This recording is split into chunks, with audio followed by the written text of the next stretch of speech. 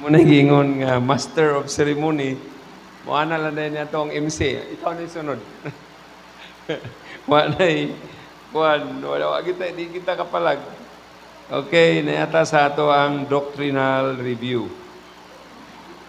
Okay, kinsa may nakabalo, mahitungod sa, kinsa may, unsay hinungdan sa linog. Ha? Anita sa science teacher, be? Si Sir, ihatag ang microphone.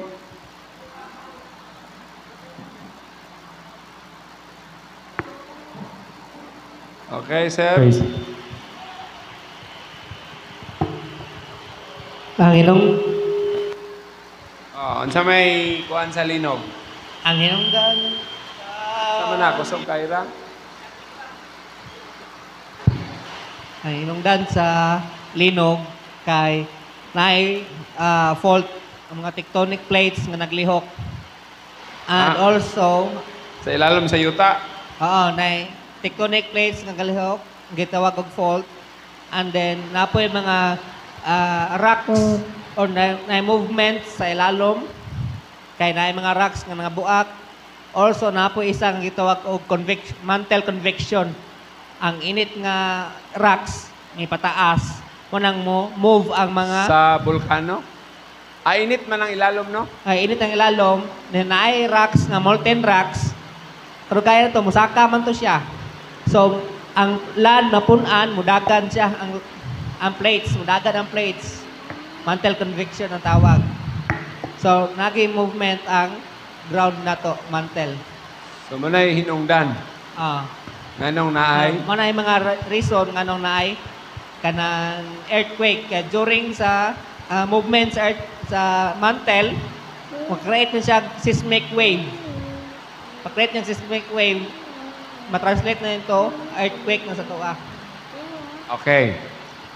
So, daghang salamat sa atong science teacher. No? So, nakasabot mo ato? Okay. Tistingan daw nato aning kahaponon. Pinaagi sa ato ang MC. Alin sa MC? Okay. Ang MC, di ba, Master of Ceremony. Atong gihangyo, pinaagi sa MC, nga ato sa daw isurrender ang ato ang cellphone tanan para makakuanta. Be, ibutang sa atubangan na ng cellphone. Ang tanang cellphone. Ibutang sa atubangan kay mura nag-lecture si Manoy dire ganina, sige rag cellphone. Butang ito sa atubangan. Tapok lang diha. Ibalik lang na inighuman nag-lecture. Diha sa atubangan. Ikaw tigbantay ha. Diri ka sa tubangan, imuhang cellphone naman, butang sa tubangan. Diri ra ka kayo sa pagbantay nimo. Dito ko butang sang cellphone kay ron. Ana, pwede man nato himuuna. Saisar. Diri butang diri. Amang ka. I-charge pagdali. Ha? Diri i-charge. Anong kinahanglan mo gawas? Si sir. Cellphone. Hello? Bible game? Sige ha. Okay. Eyes on the board. Okay. Now, matod pa sa science ganina, ang earthquake tungod sa mga changes sa ilalom. Naay mga bato nga nabuak, dahil naay mga kainit sa ilalom nga murag mualsa o matod pa diha nga naapoy tay mga plate mangunatong sa ilalom nga something nga nilihok. Muna nga hinungdan sa earthquake. Pero unsa may gisulti sa Biblia, unsa may hinungdan aning earthquake. Okay? So, atong basahon. Salmo 18:7. Basaha sa tanang babae. Tanang babae, basaha. Go. Dungan. Ready, go.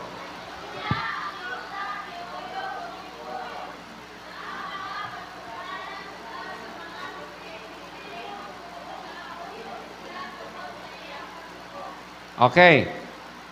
So, sa Salmo 104, tanang lalaki.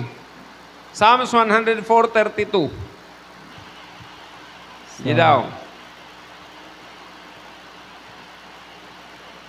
Tanang lalaki, basa. Nga nagatanaw ibabaw sa yuta ug kini nagakurog siya, nagatandog sa kabukiran ug sila mingaso. Okay. So, tanaw na to ha. Sa to pa, ang diri sa Bible, dito sa science, ilang i-discover dito nga ang mga lihok-lihok na. Nga mao kuno to hinungdan nga maka muuyog. No, naay gitawag og earthquake. Pero sa Bible, why pakialam na unsa tong ilalom, gingon diha, tanawon lang sa Ginoo ang yuta, mingurog na, mikurog na. Amen? Sa ato ba, basta ang Ginoo masuko, tanawon lang niya ang yuta, ningkurog na. Okay, sa science, ay kinahanglan mulihok sa, napay lihok sa ilalom, unsa mulihok sa imabaw. Amen? Mailhan na to karon unsa ang science ug unsa ang Ginoo. Ang science na ay mahitabo sa ilalom sa yuta muna nga mapiktuhan ang imabaw. Amen. Pero sa Ginoo unsa daw to gingon? Kung masuko ang Ginoo, ang yuta maunsa? Mukurog. Diri pod sa lalaki. Unsay buhaton sa Ginoo para mukurog sa yuta? Oh, lantawon lang. Lantawon niya ang yuta, kurog. So, ang hinungdan, nganong mo earthquake, tungod sa gahom sa Ginoo. Dili, tungod pa, unsa tong nga ilalom ditong nga init, kundili sa gahom sa Ginoo. Okay. Job 9, versikulo 6. Atong dungagan, Job 9, versikulo 6. Sige, pag-microphone mo, pag-microphone. Yeah, microphone. Naman day diyaw. Sige, go. Isa lang. Nga mga magauyog sa kalibutan gikan sa iyang himutangan ug ang mga haligi ni ana magakurog. Okay. No? So, ang Ginoo, tanawon lang ang kalibutan, kurog. Pero diri sa Job 9:6, oh, hello, akong paminaw ni atong science teacher be. Ang Job 9:6 apilan ni sa imuhang kuan. Apilan ni ang atong leksyon karon sa imong Bible game.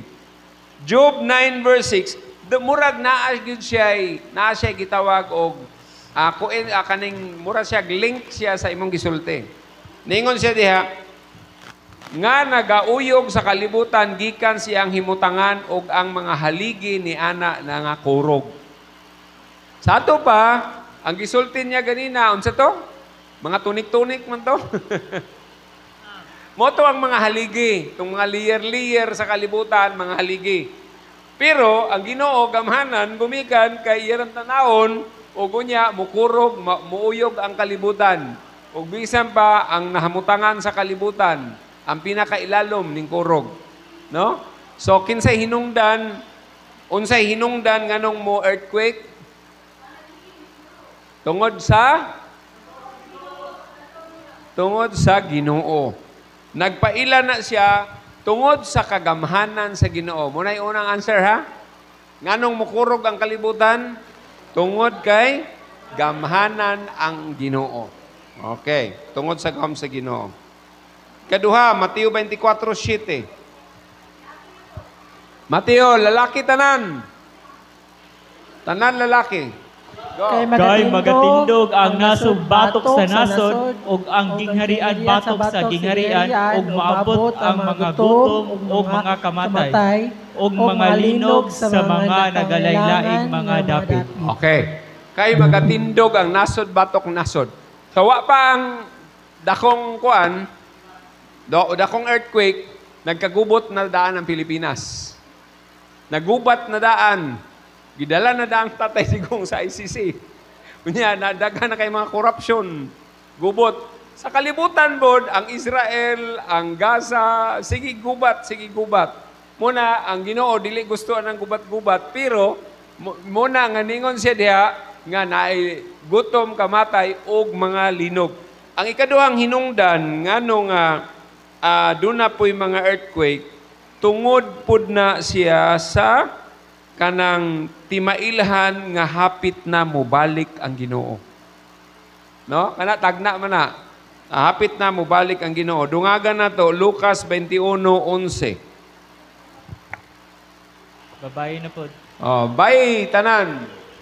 Huwag mabot ang makusog nga mga linog ug sa nagkalain-lain mga dapit, mga gutom ug mga kamatay. Ug may mga makalilisang talan-awon ug mga dagkong bilhanan gikan sa langit. Okay, unsay hinungdan sa gutom o kamatay? Oh, linog. Basta na linog, disaster, nagid na siya. Paris gid ang gutom o kamatay. No? Ug may mga makalilisang talanawon ug mga dagkong ilhanan. Kana makalilisang talanawon, kato na lang, nangatumba ang building. Dayon, katong sa ilalom kayo, nabangag. O, kana. So, muna'y timailhan nga hapit na mobalik ang Ginoo. Kay niingon din siya, og naay dakong ilhanan gikan sa langit. Okay. So another one sa Bugna 6 versikulo 12. Lalaki tanan. Bugna 6 versikulo 12. Go. Og nakita ko sa paghubad niya sa ikaunong kapatik, og aniha karon miabot ang usa ka dakong linog, og ang adlaw miitom ingon sa sako nga buhok nga bisti sa pag-antos, og ang tibuok nga bulan nahimo nga ingon sa dugo. Okay. So makita nato diha nga bisan pa sa pagbalik sa Ginoo, katong mga linog nga naagian diha kanang gitawag nila big one, wala pa naabot kuno. Pero napay yung biggest one nga katong giingon na ni Kuya Jutam nga ang mga bukid magpingki-pingki na o gani dako pag yung kaing linog nga dito sa bukid sa Olibo, tungod sa dakong linog mapikas. Oh, mapatag ang bukid, mapikas ang bukid sa Olibo. Buti pa sabot si Kristo na ana ang iyang mga tiil sa bukid sa Olibo. Muabot pa gid na sa ato pa ang mga linog, murag i-practice lang ang mga tao nga mao ni mahitabo pero napay dagkong muabot ana nga mga kalisdanan sa linog sa diha nga mobalik na ang Ginoo. Muna ikaduhang rason, timailhan na siya nga nagkahinapos na. Hello. Unsa to'y ikaduhang kuan diha sa Iwenbit ang kuan? Oh, sa Iwenbit og okay. Unsa to'y timailhan nga ikaduha unsay kanang ikaduhang reason ngano nga maglinog? Tiil lagi sa Ginoo? Sige si Samsam, unsay ikaduha nga rason ngano nga maglinog? Ang una, tungod sa gahom sa Ginoo, tanawon lang niya. Ang ikaduha, tungod kay, unsa man ni siya, ngano maglinog? Si Marian. Mga girls, wa cancer. Anduha? Ganina, tungod sa kasuko sa Ginoo, tungod sa iyang gahom, so maglinog. Ikaduha, tungod kay timailhan nga nagkahinapos na ang kalibutan. Maminaw lagi. No? Ay ikaduha, tungod kay sign of the times nga hapit na mobalik ang Ginoo na hapit na matapos ang kalibutan. Muna ikaduha, i-apil na sa kuan, Bible game. Okay. Og ang ikatulong nga rason, sige. Ikatulong nga rason, pero maurag gihapon to. Duha lang ka rason akong gihatag kay trivia naman eh. Ang unang rason unsa ganito, boys? Dios gamahanan. Kay tungod sa gahom sa Dios. Okay. Ikaduha, unsa to? End of times na. And hapit na mubalik ang Ginoo. Tagaan ta mog example. Nabay mga linog nga na-record diha sa Biblia. Okay. Mateo 27:51. Nakatulog ato ang operator. Uyoga MC.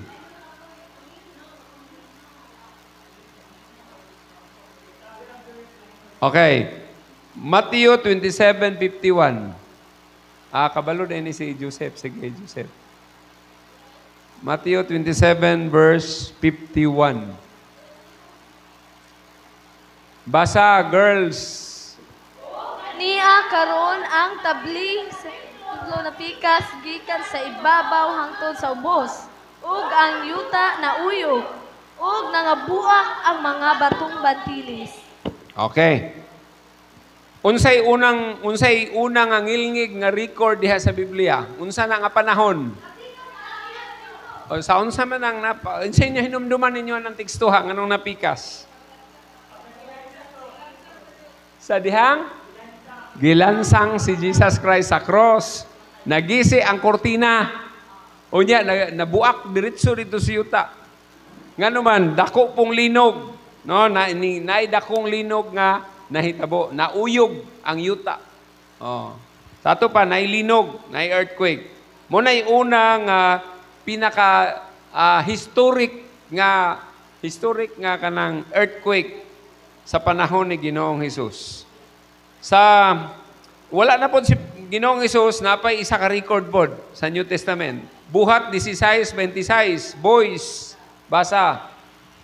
Buhat 16, diri nga side. Sige. Buhat 16:26. Og sa paglatas nila, og sa kalit miabot ang usa ka makusog nga linog sa pagkaagi nga nangauyog ang mga patukuranan sa bilangguan og gilayuan nangaabli ang tanang mga pultahan og nangahubad ang mga gapos sa tagsa-tagsa. Okay. Unsa inyong nahinumduman na nga bersikulo? Unsa man na siya nahitabo? Okay? Napriso si Pedro, unya, gilinog sa Ginoo para makabuhi si Pedro. Okay? Mauna siya adili si Pedro, oy, wrong. Ha? Kay kato si Pedro, ang manulunda man nato iningon, giabrihan niya. Si Pablo og si Silas. Si Pablo og si Silas, gilinog gihapon sa Ginoo para nga makabuhi siya. Apil pa tong mga napriso dito tanan. Ha? Okay, nigawas gihapon. Okay. So, gilinog sa Ginoo. So, naay purpose ang linog sa Ginoo. Usahay diri sa mga panghitabo sa Cebu, di ba, inighuman sa linog, mabago na po na diha. No? So, mula gina nga, God can do good things throughout the kanang circumstances. Okay. So, unsa ganitong una? Boys, akong pangutanon. Unsa tong una nga na-record diha sa Biblia nga dako pong linog ug milagroso kayo ang nahitabo nga linog? Katong pagkamatay ni Jesus nga napikas ang mga langit gikan sa babaw. Ang mga langit napikas? Ang templo na-rent na ay napikas. Kuyaw nagyug kayo ng linuga kaya apil ang langit napikas. Ang tabil. Ang bill. Ang tabil napikas og hasta ang kinailaluman sa to pa napikas ang templo, no? O kanay ikaduhang rason. Ikaduha nga panghitabo nga gitawag nato nga naay historical events nga na-record sa New Testament. Saman. Unsay inyong mahinumduman nga historya na? Ha? O gani naabli gani unsay history nganong naabli? Og wala to mami. Sa to pa, ang historya to is si Pablo og si Silas. Tungod ni Pablo og si Silas gibuhian sa Ginoo pinagi sa linog. Mo to naglinog. Andre tungod ni Jesus Christ nabuak pod, nalinog pod. Dire tungod ni Pablo ug ni Silas nalinog pod. Napikas tungod sa linog. Okay. So, unsa to'y unang rason nganong maglinog? Tungod sa gahom sa Dios o ang Dios gamanan. Ikaduha. Signs of end times. So, mo na hay numduman na to. Dili day pareha sa science nga ang ilang gistudihan ang earth ra. Pero diri day sa Bible ang gistudihan nato ang author gyud. dili itong cause lang, dili ang cause, kundi ang author gyud. Nga ang ato diyan gialagaran nga Dios makalilisang. No? Bodi pasabot gamhanan. Muna nga ug na kay problema gamay, moingon din ka sa Ginoo, nakapabuak man gani ka Lord sa kalibutan.